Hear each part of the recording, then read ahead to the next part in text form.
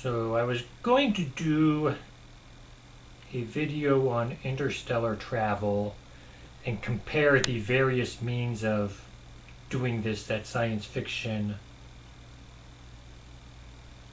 gives.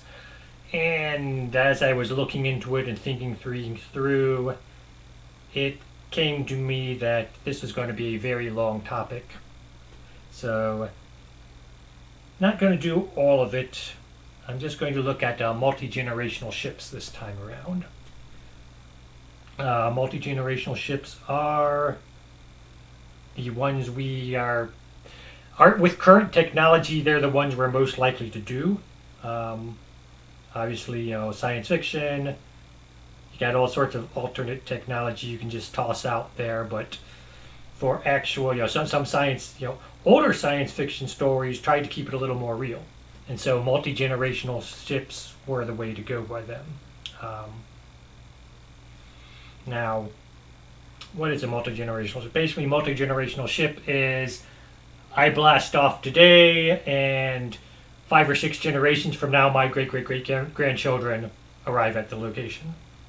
And that's basically it. It's the understanding that we can't get instantaneously somewhere else, and especially if we want to do interstellar travel, it's going to take a lot longer than 1 generation to get there. So Alpha Centauri. Alpha Centauri is 4.367 light years away, meaning if we could travel at the speed of light, it would take us 4.367 years to get there. We can't travel at the speed of light. In fact, we can't we can't travel at a large enough fraction of the speed of light to really cut down on getting there in less than 1 generation. As I said earlier, 5 or 6 generations it would probably take us to get there with our current technologies. Now consider Voyager 1 took about 1.5 years to get to Jupiter. Voyager 2 took a little under 2 years to get there because it didn't take as direct a route. Those were both, we did things like we sent them off in a different direction so we could slingshot them around another planet and build up momentum to get to Jupiter faster. And so, on the one hand, we weren't taking the direct route. On the other hand, we weren't taking the direct route because we could get there faster by taking the indirect route. So our first question is, with a multi-generational ship, would we be able to slingshot around and get somewhere? Build up speed by slingshotting around another planet. And my answer to that's going to be no, which I will cover later. So then we get to the first problem we're going to have, gravity. We don't currently have artificial gravity. Closest thing to artificial gravity we could do would be magnetic boots, which would allow us to stay on the floor. That's great, except for that's great for the people. For everything else, books and equipment and tools and all of that, they would all have to be magnetic in order to simulate gravity of any kind. So we can't just use magnetic boots for anti-gravity. Our best choice, we had 2 other options for artificial gravity. One is constant acceleration. If we were to just keep accelerating at a speed keep accelerating at a rate that mimics gravity, then we would have constant gravity, or we would have artificial gravity. So problems with this are, one, we have to continuously burn our engines. Not as bad as it sounds, because you're in space. There's no friction, there's no resistance, so we can burn it's not as much strain on the engines to keep them burning as it would be on Earth. It's still going to be a strain, not as much. My best solution to this would be have two sets of engines, and so we use we use half of them. Then, as time goes by, we switch to the other half, and we do maintenance on the first half, and we just switch back and forth doing maintenance as we need them, and takes more resources, but it would work.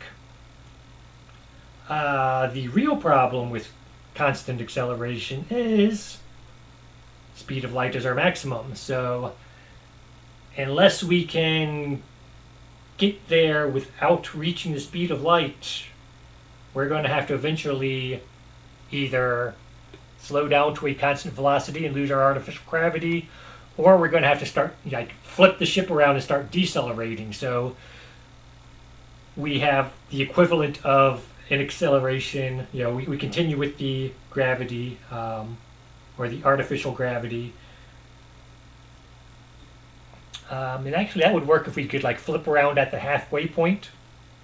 But again, I haven't done the calculations. I don't know when we would start to approach the speed of light. Would we have to do several flips to get to Alpha Centauri, or just one flip, or I again haven't sat down and done the calculations on that. Another problem, of course, doing the flipping of the ship would, of course, there would be a period where we would lose our gravity again. Not as bad, because we would know it's coming and we could make preparations for it, and it's just a matter of, for a day, or maybe if we're lucky only a few hours, we just have to make sure things are fastened down as we slow down and flip the ship. Might be able to find another way to pull that off, but I'm going to go with that as a potential problem. The other alternative for artificial gravity would be to have a big cylindrical ship and just have it spiraling as it goes. So basically, centripetal, centrifugal, whatever you want to call it, force holds people to the outside. So instead of having our decks one on top of another, lower deck, higher deck, we would have our decks around the outside of the ship. And so we would have inner decks and outer decks. Now you think, in order to pull that off, we would need a very big radius.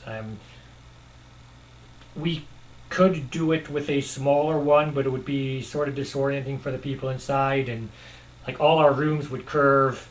They would narrow as they get towards the center of the ship.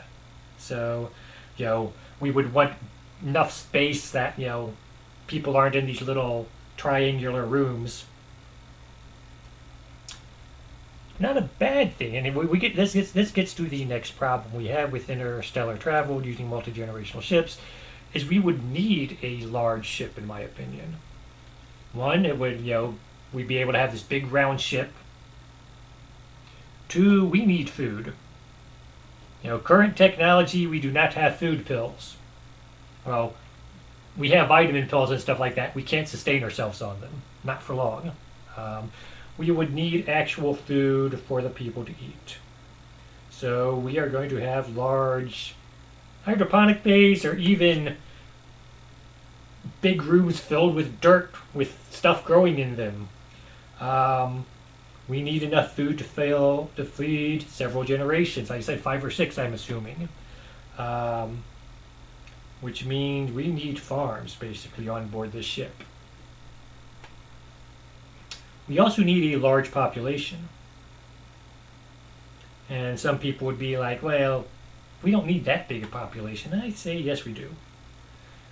Again, we are depending on the next generation to take over after us. We have no clue how smart they're going to be. Larger population, better chance that the next generation is going to have someone smart enough to be a captain, smart enough to be a doctor, smart enough to be an engineer. All these positions that we need. If we limit the size, some people would say, we can always just limit the amount of, limit the breeding. People aren't allowed to reproduce as much. We'll never overpopulate the station. We can have a smaller station. That's all well and fine as long as you can guarantee that the next generation is going to provide smart enough people to fulfill all the necessary functions. To do that, you sort of want to give people freedom to breed just so we can have a little extra.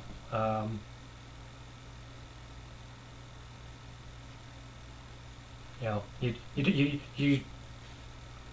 and even if we try to plan the breeding out, we have no way of accounting for what if there's an accident and our next captain dies, or the person who was supposed to be your next captain dies, or maybe 2 generations in, people start being bred sterile just because we've been inbreeding, or so we want a large enough group of people on here to guarantee that we can sustain, again, 5 or 6 generations by my best estimate. And to do that, we're going to need some redundant people. We're going to need people who, don't have necessarily great job, or not really necessary, but maybe their children will be necessary. We want the gene pool strong enough to let these people provide the necessary future generations to get us there. Speaking of, we would, to some extent, society would have to slow down a little bit. We have some very definite positions that need to be filled. We sort of have to go to a more militaristic society. Just rules have to be obeyed. In order to guarantee, you are born, you are going to train to be a doctor in case, we need another doctor. You are going to train to be an engineer because we need people to fix the ships. You don't have the freedom that, as a child, you wouldn't have the freedom that children have today. I know a lot of children say don't have freedom, but trust me, they have a lot more than they would in the future if they were to be born on a multi-generational ship. So society's going to be a little stifled because we're going to have to be a little more regulated in order to guarantee that 5 or 6 generations from now we reach our destination. And people might complain about this, but it's really for the best. And that sort of takes us to the 5th or 6th generation, and this is it. We talk about robbing our children, and we got this policy and it makes things bad. Future ships, multi-generational ships, could really be stealing not just from our children, but from the next 5 or 6 generations, because we don't know what's going to be there. We get to Alpha Centauri, maybe there are no planets around it that are habitable. Or maybe all the planets around it are already occupied. Or, we don't know what to expect there. So obviously we would do our research in advance. Well, okay. Point our magnifying glass or our telescope up at Alpha Centauri. We, modern day astronomy, they can tell if there are planets around other stars now. Something we couldn't do for most of our studying of astronomy, but more recent technology, we are finding planets around other stars. We still know very little about them. We can estimate their sizes sometimes, we can estimate their composition sometimes.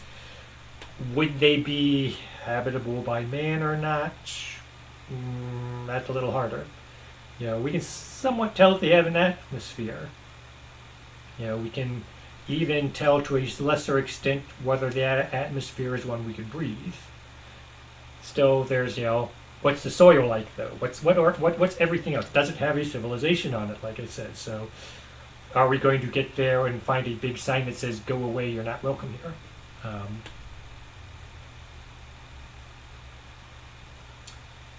And so our telescopes aren't giving us the information. Okay, we can send the probes out. Okay, well,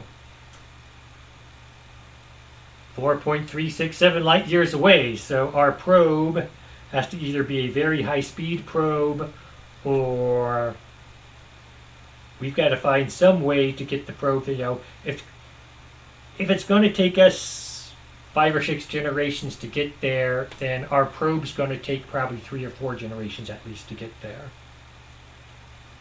And then it gets there, and it's got to get the information back to us, which means either another 3 or 4 generations traveling back, or we need to increase our telecommunications abilities, because that's one thing, we do not have the technology to communicate large distances without the signal breaking up. Not currently. They are working on it, military's been working on it for a while, and they're getting some good ideas, but currently we still don't have it. So even if we could send out back a signal that's not going to break up on us, it's still traveling at the speed of light maximum. So it's going to take 4.367 years to get back to us. Hopefully no one will intercept it.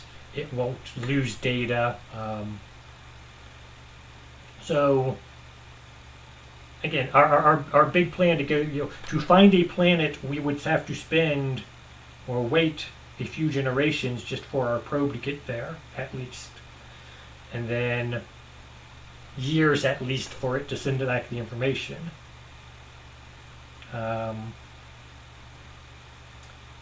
other option is random guessing and, just go there and hope there's a planet. And if there's not, then maybe the children of the next generation will be able to look for another planet. Maybe they won't. I talked a little about the size of the ship. So that, again, we would almost have to be if we want to launch it from Earth, it would take a lot of resources. So we would have to build this thing in orbit just so that it could launch. So we'd be building this thing somewhere out in orbit. When it's finally ready, we're transferring the crew out there. That's going to be a difficult one because, again, we're spinning this thing to get the artificial gravity going. So every time a ship takes crew up there, it's got to dock with this spinning station, ship. So there are problems. There are problems with it. It is still, like I said, the best way for our current technology. It's like I said, technically it's science fiction. It is less science. It's less fiction than other means of traveling to interstellar. In fact, other means are actually closer to science fantasy than science fiction, but we can get into that later on other later programs. But that's all that I had to say about it. Hope you enjoyed. Hope to see you. Reach for the stars in 6 generations.